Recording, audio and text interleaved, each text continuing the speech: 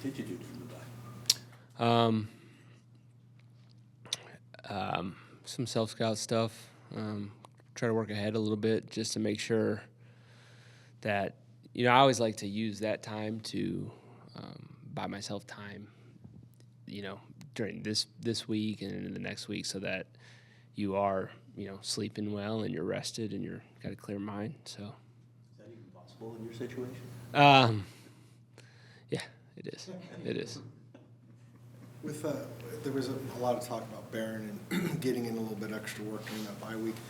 When you're not on the practice field, what are we talking about? Are we talking about just going over the playbook more often? Yeah. Like, is that basically what we're talking about? Yeah, I mean it's classroom driven, talking through scheme and technique. So he's extremely intelligent. He picks it up fast. What did you see from Darius in his return to the practice field? Had a good day. Just gotta keep improving every day. Going back to Barron for a second, when we spoke to you last, I'm pretty sure it was maybe his first day in the building. What have you been able to learn about him since? He is who I thought he was going to be. Very serious about football. Good teammate, team first guy, and his work ethic is clearly there. Just the amount of time he's putting in to learn fast and be ready to play. What kind of sense of pride is it to not allow touchdowns? Pride, I don't know about that. It's about winning games, right? So you want to keep the score low and ultimately score more than the other team. So, not allowing touchdowns is obviously that's the goal. Keep as many points off the board as possible.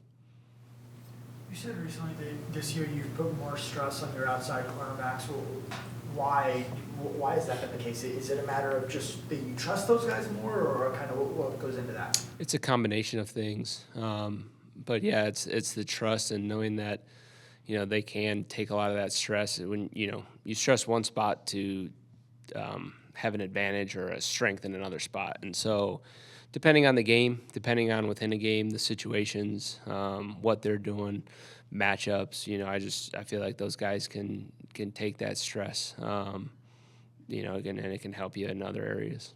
What does that look like? They got to win one-on-one matchups outside. You haven't seen him in a game. He hasn't been around, obviously, for a long time, and there's no pro film on him. What do you know about Darius Robinson at this point, what he might be?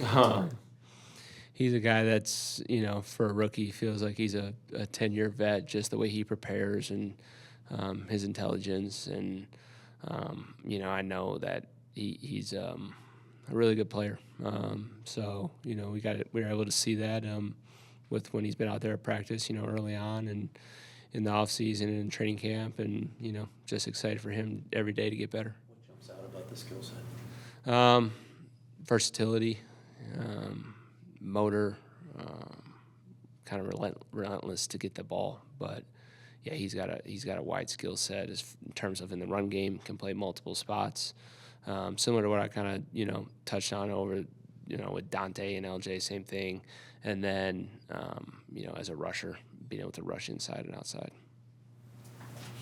Gino, he's put up a ton of passing yards, but the last game, he wins it with his legs. How important is it to kind of contain him? Yeah, he can beat you multiple ways, but he is really good with his arm and his decision making. And when it's time to get the ball out on time and people are open, he can put it there. He can put it in tight windows. He's got receivers that can win contested catches. So, but then when that all breaks down, you see the mobility, and he's dangerous when he's out of the pocket. So. Multiple challenges, really good quarterback. You got to be able to manage him as a thrower and as a runner. How does Buddha complement the corners, and how do the corners complement what Buddha does back there? Yeah, I think that's the entire defense. Players complement each other. Kind of goes into when guys can win those stressful downs. It's maybe freeing you up to do some other things, whether that's Buddha or not. Buddha having some freedom to do multiple things, or sometimes Buddha's got to take those stressful downs to free up other positions. But it's definitely, secondary right now. I feel like they have really good rapport. They're playing well together, which is important. A lot of communication happens on the back end. But I think as a defense as a whole, that's collectively playing with 11 guys. The higher level everyone plays is going to elevate the others people around him.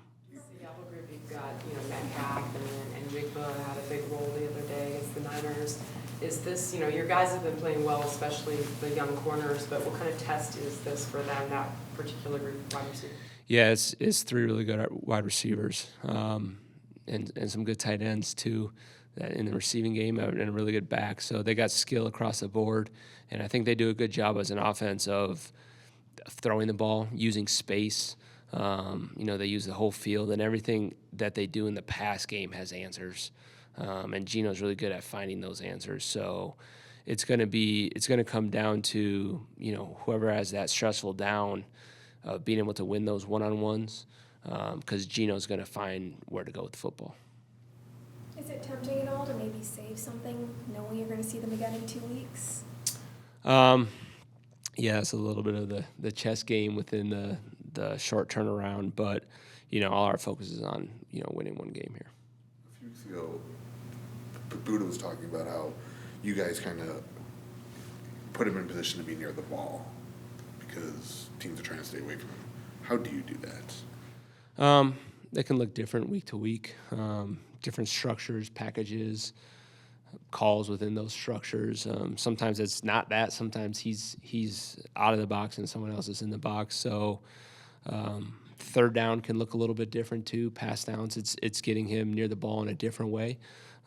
If that's what we feel like is best for that week. Sometimes he's playing the deep zone. Sometimes he's playing slot man. So it can look different by the situation, different by the week, different by the call. So just a lot of different ways that you can try to get him near the ball, whether it's in the pass game, pass rush, run game, all of that. What makes Walker so tough running the ball and catching? Yeah, there's a lot that he's a phenomenal runner. I think the thing that pops out on the tape is his ability to make cuts. You see a lot of times, people let him cross his face just because he's so good at being able to stop on a dime and make some drastic cuts, and he's got the vision to do that. And then, when you tackle him, you better make sure that, you're wrapping up his legs because he's powerful and he runs like every down is his last down. Which I got a lot of respect for that, the way that he carries the ball. So you got to get 11 halves to the ball with him. You got to make sure you take good angles, and you got to make sure that you wrap him up.